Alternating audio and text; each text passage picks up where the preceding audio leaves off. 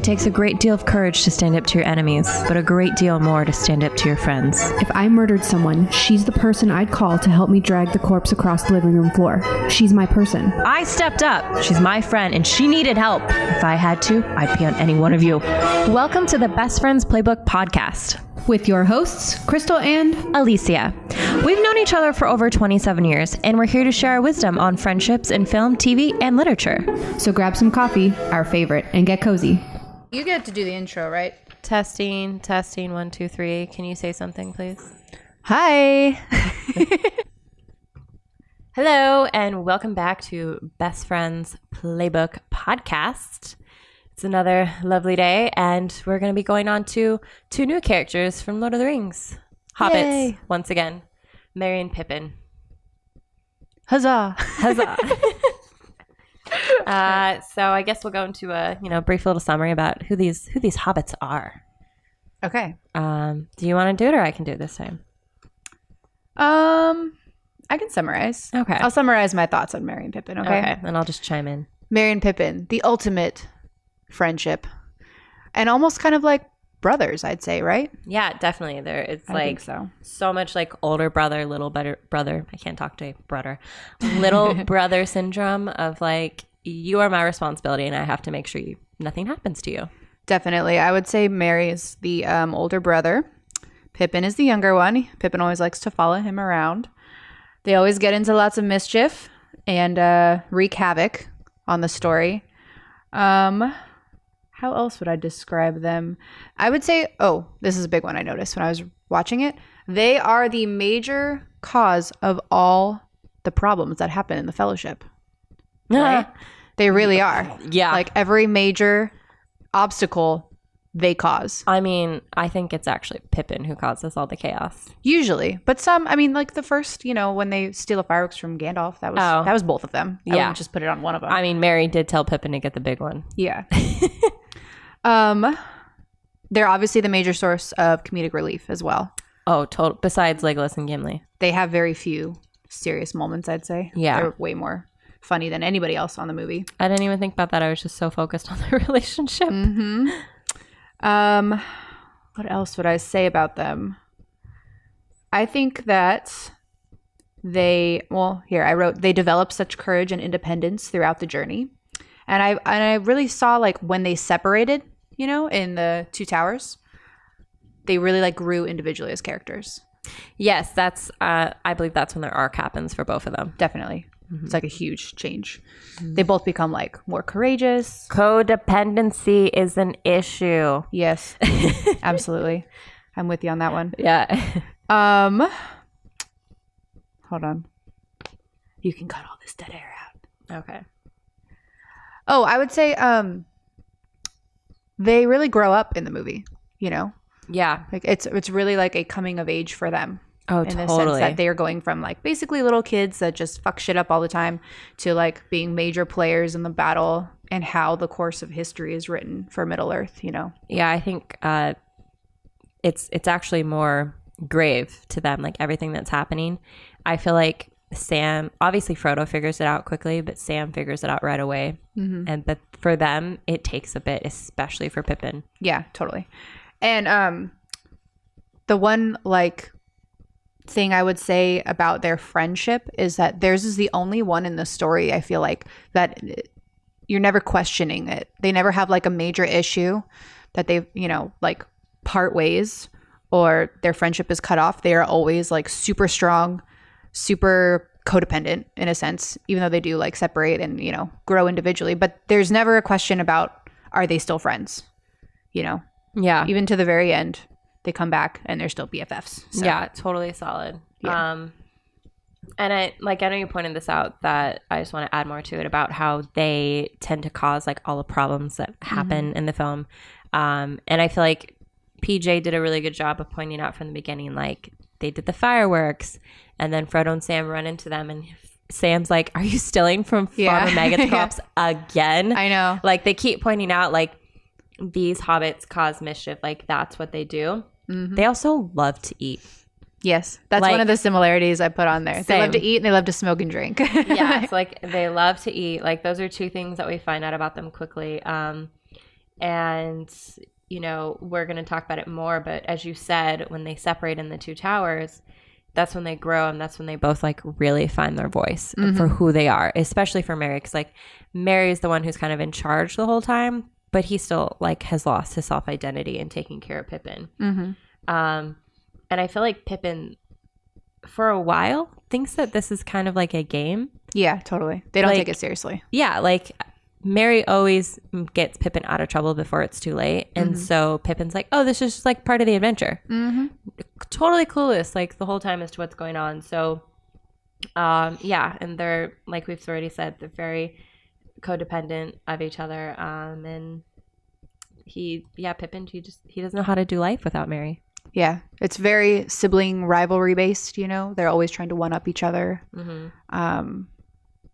But at the end of the day, like, they know that the other one's always there for each other. Exactly. So when that gets taken away from them, yeah, all shit breaks loose. see the shock on their face. Yeah. So yeah, like how are they similar? Like, you know, the same obvious ones as Frodo and Sam is they're both hobbits who've never left their home, and they love the Shire with all their heart. And then we talked about like you said, they love to smoke like a lot. They love to smoke and drink. Oh, and sing. They love singing together. Singing and dancing, right? yeah. They can like have their own two-man show. Yeah, they like putting on a show when they're at the Green Dragon. Yep. They're both codependent. Yes. They always try and one up each other. Oh, yeah. All the time. Yeah. And always getting into mischief. They're both very attached to their cousin Frodo. Oh, so they're both related to Frodo? Yeah. So remember, like, when they're in the Prancing Pony and Pippin, because he can't keep his mouth shut, he's like, oh, yeah, I know Frodo. I don't know why I'm doing his accent right now. Oh, yeah, I know Frodo. He's like, he's my second cousin, twice removed from my mother's side, of course. Why do I know that line by heart? I don't know, because I obviously missed that part. Like, I mean, I know the line, but like, when I was watching through it, one of the notes I made was, aren't Merry and Pippin actually related? But no, they're related to Frodo, you're saying? They're both related to Frodo. Merry is actually closer, like more closely related to Frodo.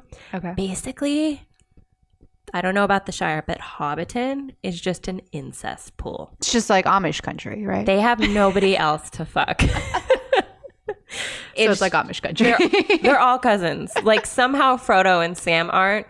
I'm sure that will happen. Well, no, now that Frodo's gone, his lineage is over. But they squeaked by on that one. Oh my God, that's funny. Yeah. So okay, so they're not really related. Yeah. Or they're like extended family. Somehow. Yeah. I don't know. But I thought they were cousins. I was clearly wrong. Though it never states that in the book, but it states that Merry is more, because they go through the whole thing. Like, Tolkien talks about it. So, Peregrine took, and then what's Merry's last name again? Brandy Buck or something? Or no? No, that's... Oh, maybe I have the internet right here.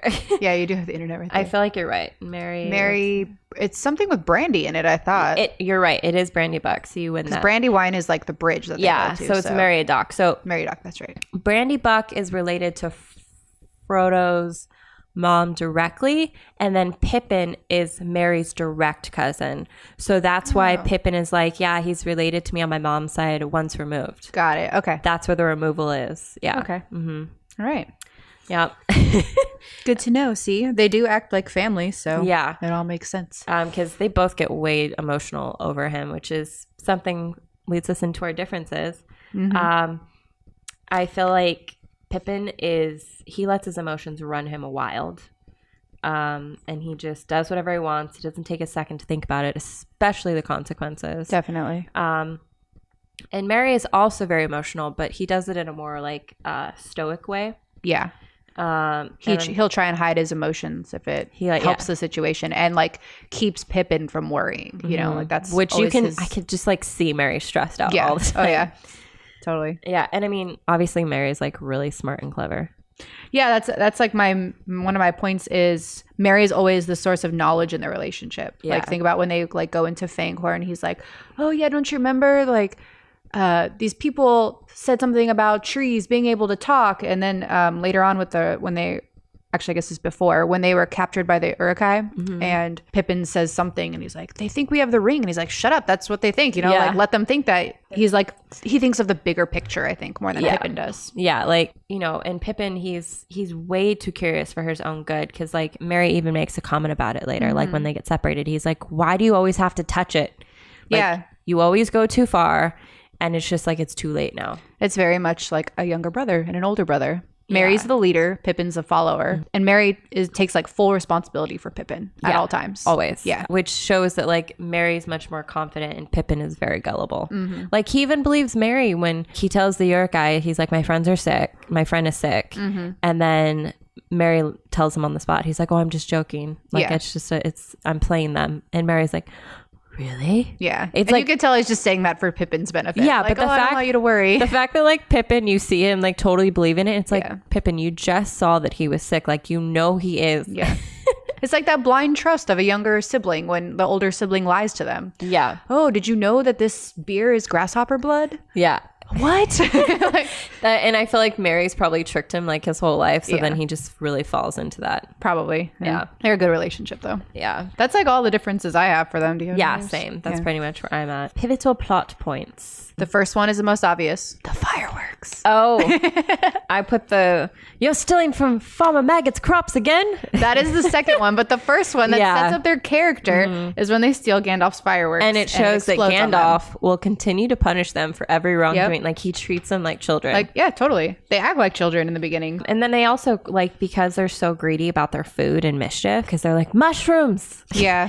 That's what causes them to get on the road. And then they're stuck with Sam and Frodo at that point. I put that as like one of their major plot points because it's the first time that they like run into Sam and Frodo on their journey, right? And it leads the four of them to flying onto the road and hiding from the ring wraith. Yeah. And it really like makes the evil find Frodo like faster in a sense, you know? Yeah. And what I was thinking was, what would have happened if they hadn't been there? You know, if that had never happened, would he have made it all the way to Mordor without any else thing happening? You know, like that's true. I mean, the whole reason they took the ferry and went to Bree and all that shit was because the ring wraith was following them. You know? Like, what if the ring wraith had never found them? Yeah, exactly. They'd stayed off the road, like Gandalf said. It's Merry and Pippin's fault, clearly. And that's also totally. And that's also when we start to learn that Merry is the much smarter one, and he pays attention more. Because right after that happens, he asks Frodo, he's like, what was that? And Pippin's just there, like, scared speechless. Yeah. And then he tells Frodo, like, he says, like, this is showing how insightful he is. He's like, that Black Rider was looking for something or someone. Oh, like, I didn't even pick up on these things, see? Yeah, he's like, Frodo, like, you better fucking tell me what's going on, you know? So he's very big on that. And then he's the one that takes action and takes them to the ferry crossing. So yeah, I mean, immediately. He just steps right up and, like, saves all of their asses, really. Yeah, exactly. So, and all Pippin says, he's just like, what's going on? Yeah. I'm tired. He's just scared and confused. For too long. Yeah. You know, but once they get into the bar at the Prancing Pony, Merry and Pippin are like back to normal. Yeah. Nothing's wrong. In their element. Let's just drink and sing and have a great time. And yeah. This is where Pippin gets too carried away because he sees that Merry has a pint and he's like, I want one. Yeah. See, that's sibling rivalry. Yeah. And Sam calls him out and he's like, you've had a whole half already. Yeah. Like those Sam and Frodo. Sam's like the dad. Yeah. He clearly knows what they're like. And then that's when he starts talking about Frodo and he's not paying attention to the fact that they're hiding. Yeah. Like Frodo even calls himself Mr. Underhill. Like he doesn't want anyone to know who he is. Pippin goes and blabs his mouth and then Frodo puts the ring on. And I think that's when Pippin kind of starts to realize, oh shit, like something really dangerous is going on. Yeah. When he sees like those ring wraiths stab the beds they were supposed to be in, you know? It's like, oh shit, this is like kind of serious. Yeah. You know? This isn't just a game. Isn't a game, yeah. One of the big things that they end up doing is they join the Fellowship, like on their own, you know? Like, I mean, obviously I think Merry volunteers first and Pippin follows, but like kind of major that they're willing to do that. I'm sure they have no idea what the whole purpose really was and thought it out entirely, but they're just like, well, Sam and Frodo are going, like I kind of want to go too, you know? Well, and it's, I think it was Pippin that jumps out first. Does he? Well, I could be wrong, but I feel like that's showing Pippin being way too emotional. That was where Merry's also emotional, but then it shows like how daft once again Pippin is, because he's like, you need smart people for this sort of thing, adventure. Yeah. Where are we going? Yeah, I know, right? And he hasn't thought it through at all. Yeah, and Merry's like, well, that counts you up, Pip. And Pippin is so confused by this joke. He's like, what do you mean? Huh? That was an insult. And I love that even before they get to the Fellowship, backtrack really quick, I love that The hobbits stop for breakfast, and Aragorn's like, you guys, we need to hustle. Yeah. And Pippin is just so upset that they can't have any of these meals. Yeah. Like, Frodo and Sam immediately start to pack up, and Merry's accepted that this isn't happening. Yeah. And he's just going through all the meals that they can't have. I know, and right? Merry's like, I don't think he knows about any of those, Pippin. And he's just so upset. Even on Weathertop, when they like make the fire and are like eating food, like, hello. That's like what causes the ring wraiths to show up. They always cause the trouble. Yeah. What's your next one? Because mine's a big obstacle that they cause yet again. Is it when they get to Moria? Yeah, outside the gates of Moria. Yeah, because like they're both bored. Yeah, I know. So they start chucking rocks in the water, and it's like, you two are fucking children. Yeah, and I mean, sit there patiently and wait. I understand it in a sense, but I understand it in the sense that like they've never been outside of Hobbiton, right? So Hobbiton doesn't have any of these scary fucking creatures They're that could naive just to come the out dangers of the world. Yeah, they have no idea that could happen. So, you know, you almost feel sorry for them in a sense, but at the same time, it's like, come on, man. Like, clearly we're in some other place. It's kind of creepy. Maybe you shouldn't be throwing rocks in the water. Yeah, definitely. It's to that water monster thing attacking Frodo. So, and big plot point, it makes them get trapped inside Moria. Yeah. Like, that's the thing that causes the whole gate to be closed, and they have to go through it now. So, yeah, so you're right. So that's entirely their fault. I think it's funny when they go to the 3 hallways and Gandalf doesn't know where to go. I know, right? And Pippin, he's complaining to Merry about it, and Merry's like, shut up, like Gandalf is thinking. And so like Merry is obviously a little bit more respectful to like, you know, his elders. Yeah. One more time he goes, Merry, what? I'm hungry. And Merry just ignores him. He's like, are you fucking kidding me, Pippin? And it's a very like older younger brother thing. Oh yeah, totally. The next thing is like another huge plot twist that creates this whole chain of events, which is when Pippin drops the skull down the little well in Moria and like Balin's tomb, I think it is. He had to fucking touch the skeleton. He had to touch it, had to touch the hand, which made the skull fall, and it causes the orcs to attack. Like, if that had not happened, none of that would have happened. Yeah, it's like, well, it caused the orcs to come out, then it caused the Balrog to come out. Those were goblins. Yeah, and it caused Frodo to get, I don't remember if he got stabbed or if he just got... He gets stabbed, but he was wearing the mithril. The mithril, yeah. Yeah. And then the Balrog comes out, Gandalf fights the Balrog, Gandalf dies. Yeah. Spoiler alert, he dies for the moment anyways.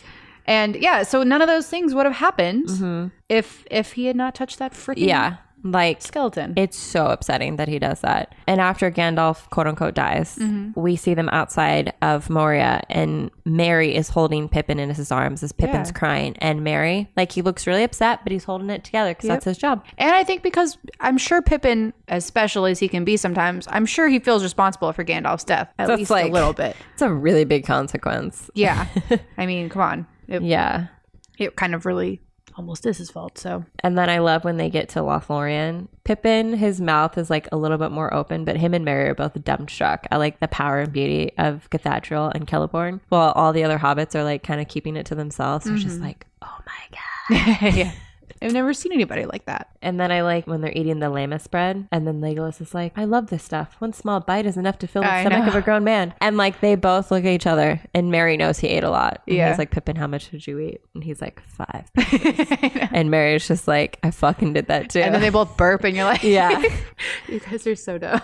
So like obviously we know, for everyone who's seen Lord of the Rings or read it, that Galadriel she's an elven Galadriel. witch. Galadriel. I can't talk today, guys. Galadriel. She's a witch, so she's very intuitive. I thought it was interesting that she both gave them the same weapon, and I feel like that kind of shows how they're like, she sees their bond. What was the weapon? I don't remember. It's little daggers. Little. She did? Yeah. Oh yeah, okay. Well, I mean, if you think about it, she can see the future, right? So she probably sees that they're separating, and they both are eventually going to go into battle. So they kind of need something like that. You know? But like she gave, everyone else had something else. Yeah, everything was very specific to who they were, and so it was interesting that she gave them the same thing. It's a good point. I didn't realize that. And then I think it's sweet that she tells Merry not to worry, that he'll find his courage. Yeah, I know. You're so cute. Major act of courage is what I put in the parentheses. When they are on the shores of, I don't know where they are actually. They're across canoe down. Yeah, they're across river. from Emmenmeal. Right. So they're like on the shore there. They get attacked by the Uruk-hai. they see Frodo, at a distance, and they decide to distract the Uruk-hai so that Frodo can get away and continue on alone. Let's step back really quick, because this is actually Pippin's fucking fault again. Merry realizes Frodo's leaving. Yeah, you can see it in his face. He accepts it. Pippin gets emotional and he's like, oh, hell no. He jumps up out of the bush. The Uruk-hai see him. I thought I didn't interpret it that way. No, so Pippin jumps up scared, upset. He wants to chase after Frodo, which then Merry goes, fuck, the Uruk-hai just saw him. So he gets up and uses that as a way to distract them so that way Frodo can get away. Yeah.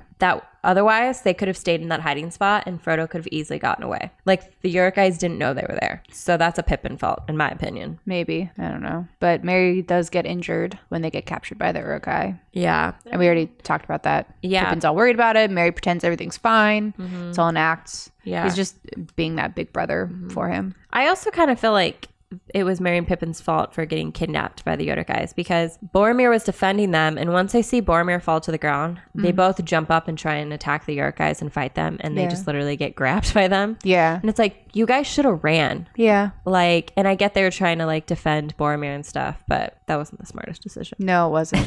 They don't have their courage yet. They're still a duo, so maybe they just can't figure it out yet. Yeah, but this is where we see Pippin finally do something smart because the Uruk-hais are like, I smell man flesh. And then Pippin's like, Aragorn. And then he bites off his little leaf from his cloak and leaves it on the floor. That's right, he does. I'm like, wow, that's the smartest fucking thing I've seen Pippin do. He's getting it. He's finally understanding. Yep, because he doesn't have Merry to help him because Merry's sick. That's true. See, he's starting to like become more independent and figure out that he's got to save them right now because Merry is no bueno. Yep, exactly. So they both, are captured by the Uruk-hai, but then they escape into Fangorn, right? Yeah. And they kind of like, I don't think either of them really leads that charge. They just both kind of like escape as the... Merry does. Does he? Yeah, he tells... because that's when Pippin comes over and Pippin's like, they think we have the ring. And then Merry's like, yeah, once they find out, they're going to kill us. And then once they start attacking each other, it's Merry who tells Pippin to follow him. Oh, okay. So Pippin's Merry's like, pulls himself together. Yeah. Yeah, so Merry definitely leads that. Okay. But they escape into the forest and then they get a little help from the White Wizard. But you don't get to see any of that, honestly. No, because it's obvious it's a reveal later. That do you want to talk about their adorable competitiveness? Yes. So they're in the forest. I don't know. Yes, they have shown him with Treebeard already, I think. Oh, pause that. We interrupt this moment. I'm just going to go ahead and cut. You can cut. So we had a slight cut there. I'm not going to be able to edit it out.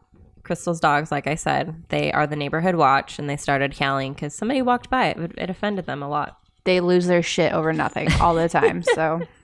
They're also very tiny dogs. Yes. Their egos are large, though. All right. Yes, competitiveness. They're in the forest. Fangorn Forest. It's really old. There's trees that are alive. They start fighting over their height because Pippin all of a sudden is taller than Merry, and Merry can't stand that. He was drinking this magical water. I don't know. This is in the book, right? Yes. Is it something specific in the water? Is it actually the water? Is just what it is the water. Okay. It's how the trees are able to live so long. Oh, okay. But it's weird. It sounds like it's like this room in the forest. Oh, okay. A magical meadow or something. Yeah. Okay. It looks like that in the movie. I mean, you kind of get that vibe, but they don't really explain it. And it's like one of those scenes that's only in the extended cut, isn't it? Because I don't remember it being in the original cut. Yeah. Yeah. So anyways, Pippin's drinking this water. He keeps getting taller. Merry's getting annoyed because he has to be taller. So then he starts drinking the water. They fight over it. And then this angry old tree, like, basically attacks them and tries to kill them. Like, tries to squeeze the guts out of them. And that's definitely also in the book, too. And that's when Treebeard saves them. Because Treebeard is their new BFF. Yeah, causing mischief. That sibling rivalry, man. It'll kill you. Yeah. And then they go to the meeting with the Ents. And by the way, in the book, this meeting takes like 3 days. Yeah. I'm not surprised, dude. Yeah. It seemed long in the movie, but... And that's where they get put in that room when the meeting's happening, and that's when they drink the water. Oh. Yeah. I would too if I was that bored, so. Yeah. And so, this is where we start to see Merry find a bit of his courage because, he's mad. The Ents are like, this isn't our fight. And Merry's like, but you're part of this world, aren't you? And they still want nothing to do with it. And so he tells them you need to go home. And Pippin's like, maybe we should. We did our part. And then at that point, I feel like Merry's like, fuck it. He tells Pippin, what home do we have to return to? There's not going to be anything there. Merry wants to stand and fight. Absolutely. I think that finally starts to click in Pippin's head, realizing how big this is and that it can affect their home. Yeah. I think when he tells them to turn back to Isengard, I don't think his plan is fully thought out, but I think he knows it's going to be enough to show proof to Treebeard about how bad things are. Yeah. And it ultimately leads to them like fighting off the orcs or Uruk-hai, whatever it is, at Isengard. And like, they don't like specifically show Merry and Pippin like stabbing anybody, but they're throwing rocks at people, they're helping out, they're doing their part. And in the end, they celebrate. You know? Those Ents are pretty fucking tough, so they can do all the fighting. Yeah. You see them like smash people and bite people in half and shit like that. So yeah. It was cool because it's like really the first time you see Merry and Pippin in like a big quote unquote battle, even though it's like a battle of trees versus orcs. You know, yeah, and like I think this gives them hope that, you know, they're finally being able to help and be a part of everything that's going on. I wrote down your favorite moment, which has nothing to do with The Hobbit. The little tree who bends over when his head's on fire and dunks it in the water. Yeah, I know. I love that part. Such a good job, Peter Jackson and everybody that like made that little sequence. It was a good character moment for the Ents. Yeah, it's like totally random, but it's accurate in the sense that like, hey, look, they're fighting and one of them's probably going to catch on fire, and why wouldn't you dip your head in the water? Yeah, like, exactly. It's so nice. Yeah, and so then the victory over Isengard, you know, brings, you know, hope and peace back to the hobbits, and they're back to their normal selves because they find all that food. Which, why is there so much food in that like storage cabinet that Saruman has? It's not like any of the orcs eat it. So. There's like a huge chicken, a ham floating in the water. Yeah. Hundreds of apples and crap like that. But then they find their like really fancy weed that they're all excited about. They're just drinking and smoking, having a great time when the rest of the threesome and Gandalf show up. The threesome is Aragorn, Legolas, and Gimli, in case you don't know that. This sort of makes them feel like they're, you know, back at the Green Dragon again. But then this, you know, then leads us to Pippin again wanting to touch things that he's not supposed to. Yeah. Well, what's funny about the whole Pippin and the I think it's called a Seeing Stone, right? Because I don't know it's like a Palantir or something. It's a Palantir. They talk about it for 1,000,000 pages in the book. But they barely reference it in the movie. It's very small and very like vague in the original theatrical cut, you know. It's a Seeing Stone. Yeah. Seeing Stone. Yeah. And so in this extended cut, they bring it in and have like a couple big scenes with it, right? But they never really explain its full use or its background. Like, I know there's this huge background about it and what they're used for, but I have no idea what it is because I didn't read the books. Do you remember? Let me try and think. Does it really matter though? I mean, you don't have to explain it. It's just like a little fun fact. I'll probably get some of this wrong. Sorry out there, fans. You guys can butcher me in the comments. No offense taken. Basically, there's like a bunch that was given out to all the kingdoms. Okay. And it was a way for them to like, I think it was to keep in contact. Okay. But then like, I thought it was just wizards. Like, I thought it was like a wizard thing. Well, but that's the thing is that like Aragorn comes from the Duodyne. They were like half magical men because they can live long. Okay. So it was during that time that all these Seeing Stones were passed around, and it was a way to like communicate to each other. Okay. And so they weren't originally used for evil, but clearly like Sauron must have one. Yeah. Because it eventually leads to like a later. Well, because he took over that kingdom. Like Saruman's kingdom is technically Emmenmuil, and that land used to belong to Gondor. Okay. And his kingdom, I don't know if it's specifically Mount Doom, but there like was a kingdom there, and I think that's where the Duodyne lived. Okay. Because they go into depth about that in the Two Towers, about like the people that used to live there, and it used to be all these different men. Okay. Yeah. See, I read The Fellowship and The Two Towers, and I have no recollection of any of that. See, it was like 10 years ago. So yeah, you read it like right after why. the books. You mean right after the movies? I need more coffee. Okay, so, but what I understand from the movies, this is how they make it look. Saruman has a Seeing Stone so that it can communicate with Sauron. What odors come from Mordor, my lord? See? Yeah. Okay, so when they're all in Isengard, after Isengard is flooded, Saruman is like stuck on the top of his tower, and that one guy, Wormtail, ends up... Wait, that's Harry Potter. It's Worm something. I think it's Wormtongue. Yes, see. Grima Wormtongue. Yeah. Okay.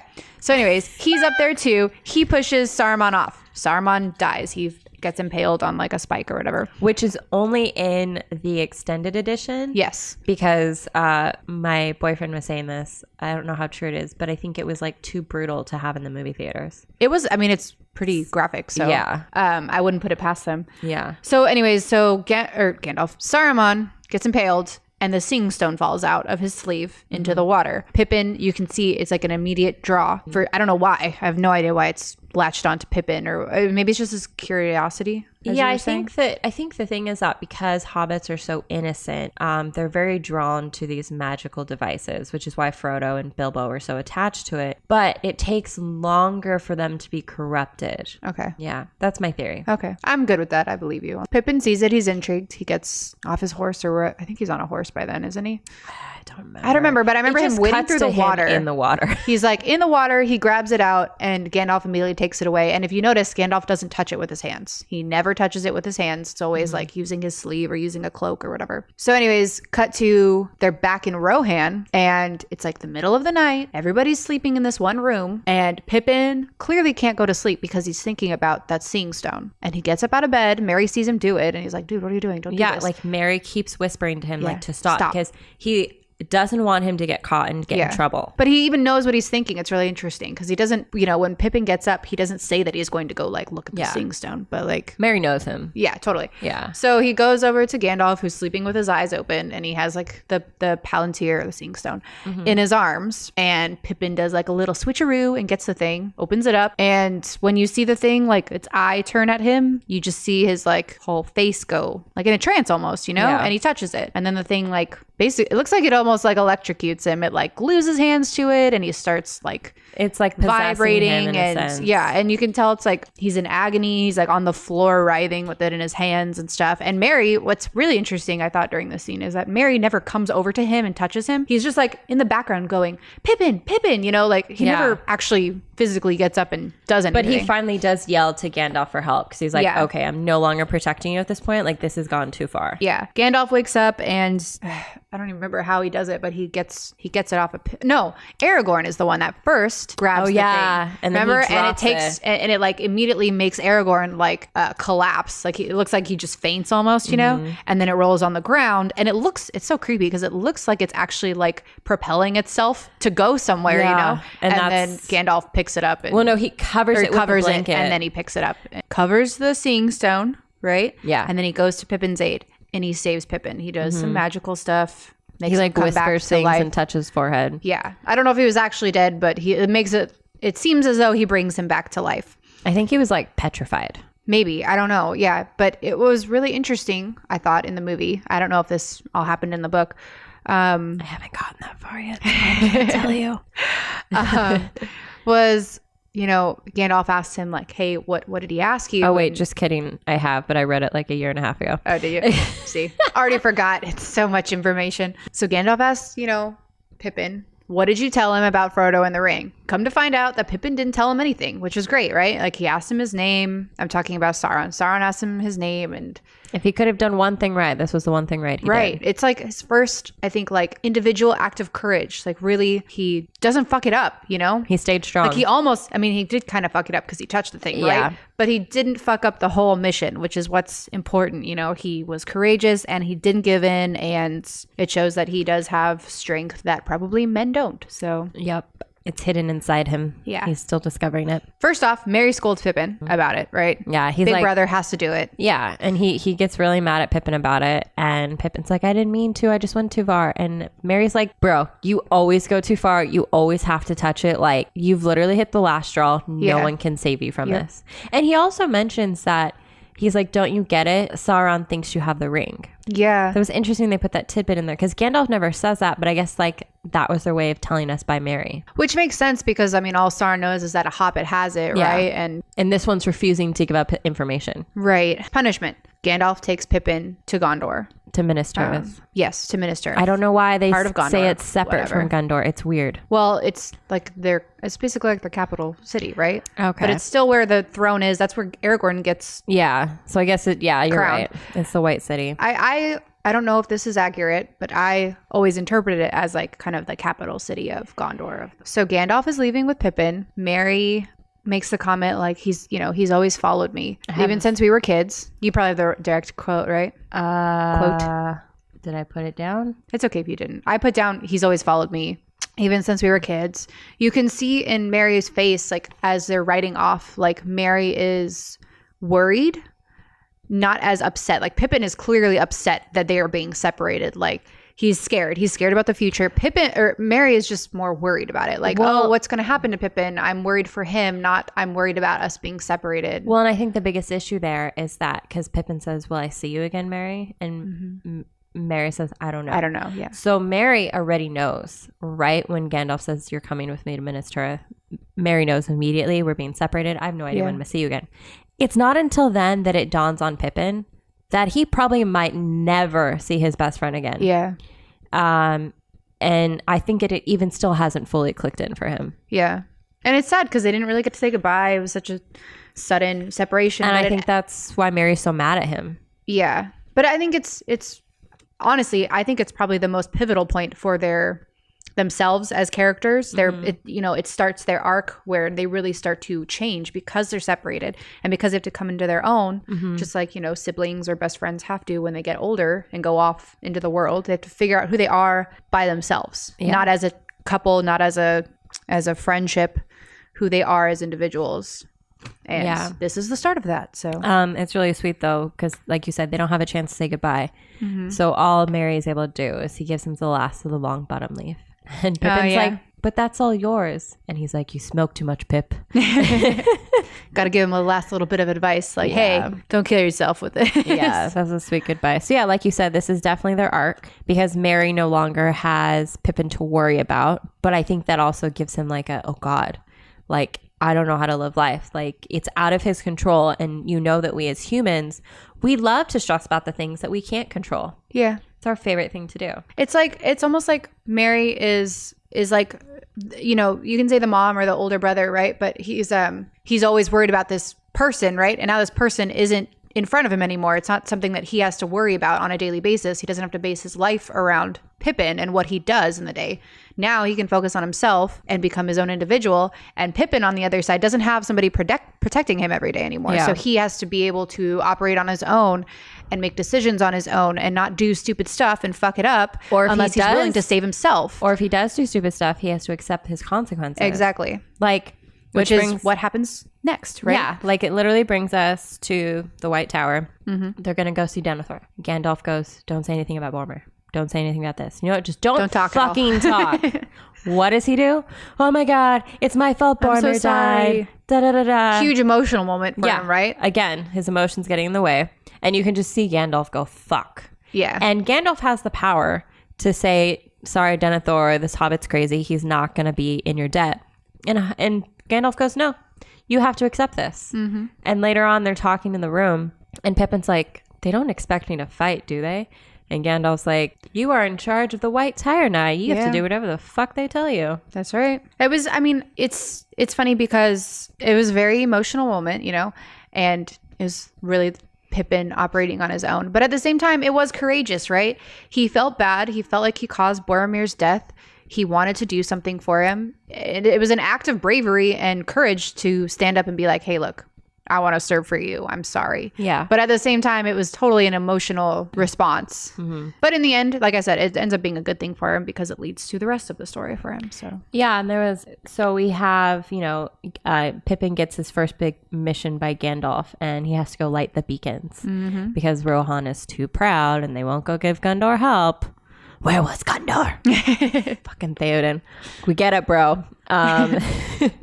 So it's, he doesn't have Merry there to help him and he has to get this done. And then something else that was really interesting, Gandalf also, when Pippin asked, like, do Frodo and Sam, like, do they have any hope? And Gandalf's like, it's a fool's hope, which I think kind of also then illuminates to Pippin that we really didn't bet that they could make it. Yeah. We don't know what we're doing.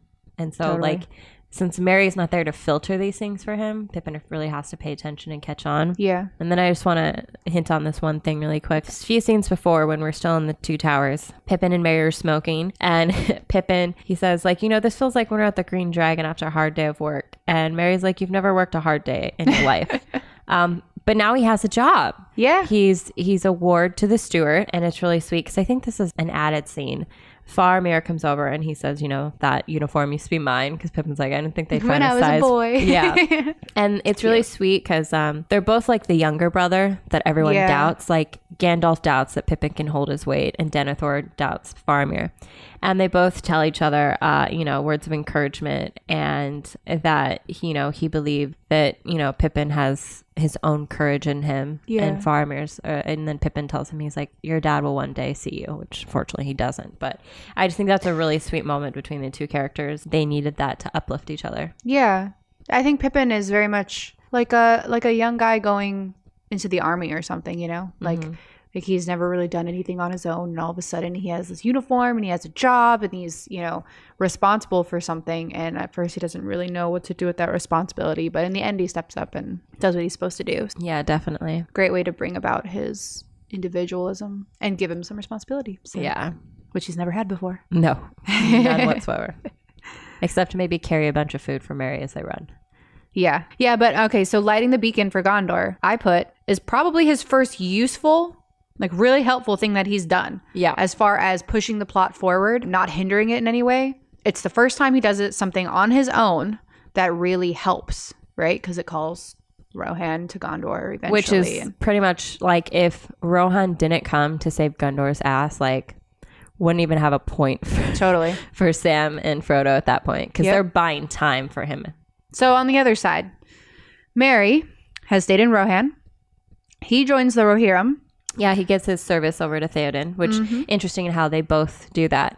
Pippin gives his service over to Denethor, and then Merry. And it's not something they planned. Yeah, they just both do it on their own. Well, look at these two. But Merry, like, you know, he wanted to fight. Like, you could feel it since Fangorn Forest, right? So he joins the Rohirrim and begs King Theoden to fight, but King Theoden won't let him because he's a hobbit. He's too little. He's too small, doesn't have courage. And then he also says, like, none of my riders can bear your burden because it's a 3-day ride. Yeah.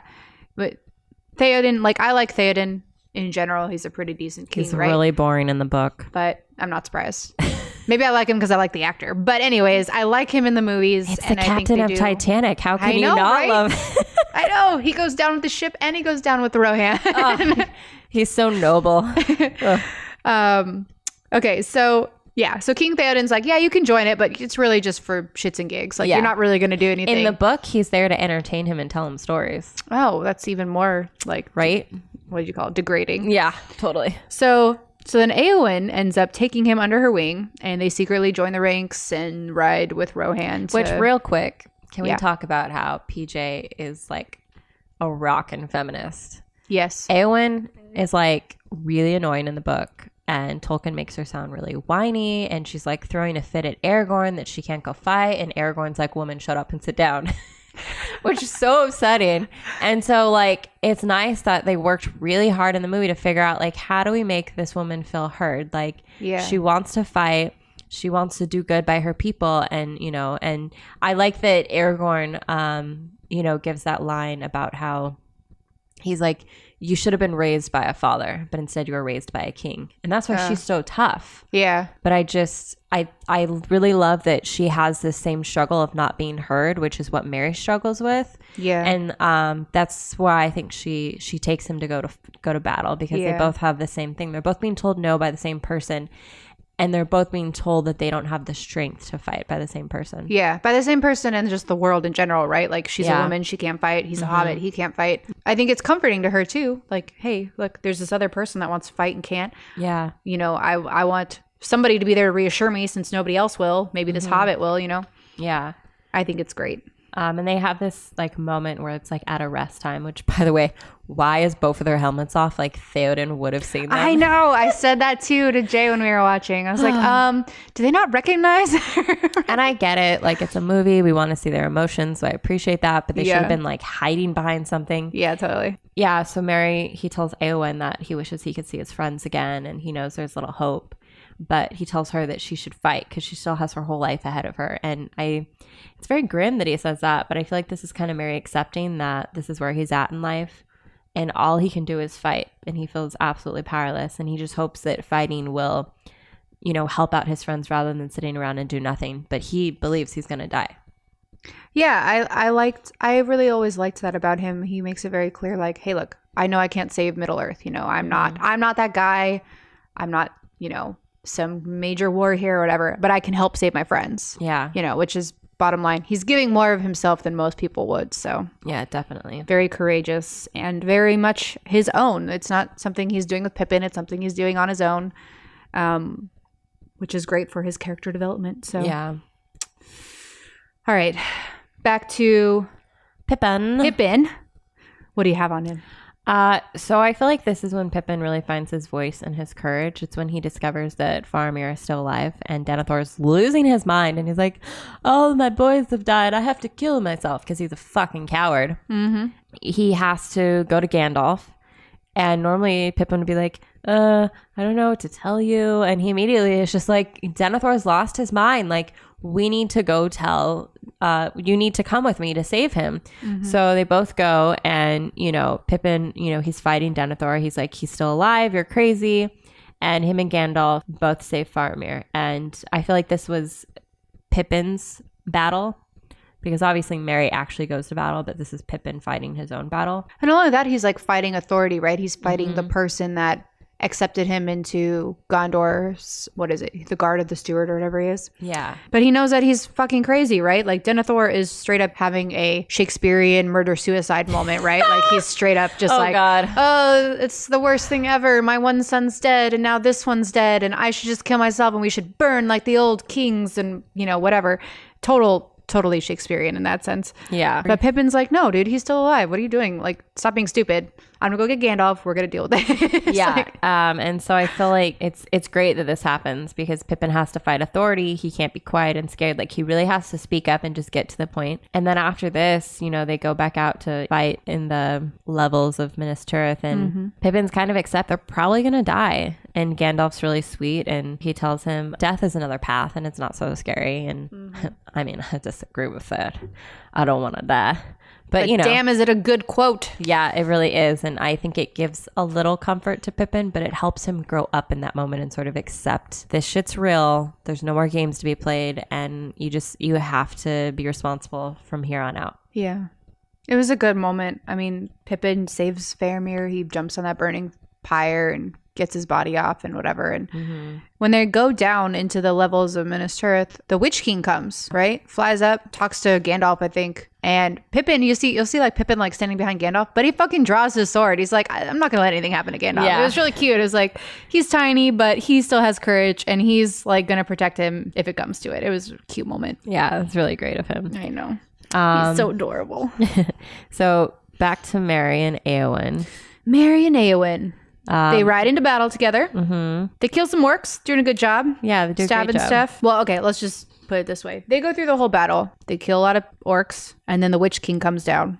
And takes out Theoden, and it's such a brutal shot. Like, he lifts Theoden off his horse. The horse goes flying. Lands on top of him, doesn't it? Lands on top of him, yeah. He like swings them in a circle. Like, it's like he's playing with his prey. Yeah. It's pretty terrifying. Yeah.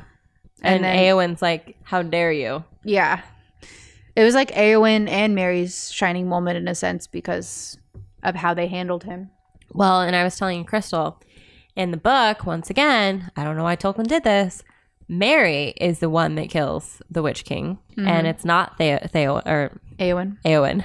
So I think it's really great that they changed that, because then we had that badass line, because the Witch King is like, "No man can kill a Nazgul," and then she's like, what does she say? "I am no man. I am a woman." Yeah. It was, and I liked that whole scene because PJ still gave like Merry some courage, right? Merry's standing behind him. Yeah. He stabs him first, which gives Éowyn a chance to stand up. Which, let's talk about it. The balls on that one for stabbing him at all, right? Yeah. Like, I would never get that close to something. Especially that's scary. Because like we know that anytime a blade hits a Witch King, like, it poisons you. Because I didn't know that. Well, so you can kind of see it in the movie. So like, I can't remember if they showed on Weathertop, but when Merry stabs the Witch King in the leg, his like hand falls. Oh yeah. And it affects his sword, and they talk about it, burns him or something. Right? Yeah, they talk about it in the book because Aragorn's running around like a medicine man, and basically like he's healing everyone because the darkness has spread into them. Oh, it's like a like a virus. Like if you get stabbed or like you touch one of the Nazgul, like the poison goes into you. Weird. Okay. He's saving all of them with the King's foil, which is what he does to Frodo when he gets stabbed by the Witch King. Oh, okay. Yeah. I mean, it was great. Mary stabbed him first, and then Eowyn like finished it off. And I think it was pretty epic moment. This is great for Merry because he's never had someone to be like a team for him. Like, okay, yeah, him and Pippin are like a team as in partners in crime, but he's always carrying the weight. Yeah, they're not equal in any sense. Yeah, and so I feel like this was really good for Merry to have someone that he could be equal with. Definitely. It was a beautiful moment. So then, like, after the battle, Pippin is like combing the battlefield, trying to find Merry. He's super worried. Yeah. He finds Merry's cloak, thinks he's dead, but he does end up finding him. And now you get to see there's like a role reversal, right? Yeah. He like takes care of Merry. He's like, and Mary's like, I knew you'd find me. Yeah, it's really sweet. And Pippin's like, I'm going to look after you. And it was really cute because like it's the first time you really see Pippin take care of Merry. Total role reversal. It was adorable. Yeah. Okay, Pippin's doing really good up until this point. And then we get to the Black Gate and then they show the Mithril and his emotions come out again and he's like, no. And like Gandalf just looks like he wants to like bitch slap him. He's so mad because it gives it away that like they have hobbits in there. Yeah. And it's like, I know that his emotions is what actually benefited him from saving Faramir, but then it just sucks that it bites him in the ass again. It does, but in that same scene, you know, when Aragorn like actually does charge the group, the orcs, whatever's surrounding them, and it's like surrounding them on all sides, right? Like they are clearly outnumbered. Yeah. But it's like their last ditch effort to keep the eye of Sauron on them, so that Frodo and Sam can get in there, even though it's clear that they probably don't have any hope anymore since they showed that Mithril and whatnot. But Aragorn still has a little bit of hope, and the first two that run after him when he charges is Merry and Pippin. Yeah. They're the only ones. It's like the best scene ever. I'm like, oh my God, look at how courageous they are. They're willing to sacrifice themselves. They know they're outnumbered. They know they're probably going to die. And yeah, I'm sure there's a lot of emotion in it, but fuck, it was a good scene. They've grown up. I know. Yeah. And I just then had like a little comment about Frodo leaving since we did it with Sam. I feel like those two accept it really well. They're just like really upset about it. And then, you know, they're just like bummed, like really bummed because they just got him back. Yeah. You know, like Sam had him the whole time. And so I think they're just like, but they're really accepting of it. That's all I have for them actually, because like, you know, when the whole thing closes, you know, the movie The Return of the King has like 10 endings, right? 10. And you're like, oh, at least. Yeah. So all of those endings are all good and fine, and I like all of them. I think it really closes it out. There's some that I think you don't necessarily need in there, but there's never like a full closing out for Merry and Pippin. No. They're always in with others. Yeah. Which is fine because they've grown up and they've individualized, but they weren't, you know, the main characters of the movie. You know, they were supporting characters. Honestly, my last pivotal plot point is the Black Gate scene because that's really the last time you really see them. Yeah, definitely. Act courageous and individually and all that stuff. They kind of go back. They're like one of the few when they go back to Hobbiton that kind of just go back to normal life, you know. Like I don't know how they operate after that. They don't show it that much. I don't know if they're a little more separated and their own people, or if they go back to that older brother, younger brother mentality. I'd like to think that they have grown up, you know. Like what I see when I look at their character arc is they have grown so much individually, and they are independent now, and they are courageous, and they don't necessarily need each other all the time. They don't need each other to operate. You know, they can do it on their own. So I'd like to think that it's almost like, you know, they went to battle, they came back, but they assimilated back into society more, you know, like back into normal Hobbit life. Yeah, and hopefully they can be like an equal team now. Yeah, because I'm sure, like I said, their relationship is the only one in the movies where you don't ever question it. They never had like a huge fight or falling out. They're always best friends, and that doesn't end. You know, when the movie ends, like you can still see it at the very ending couple scenes. Like they're still BFFs. Yeah, and hopefully, you know, through all this, Pippin has finally understood everything that like Merry's gone through and done for him, and so they kind of can be on the same page about all that stuff. They're a good friendship. So what did it mean to you? What did it mean to me? Okay, Merry and Pippin.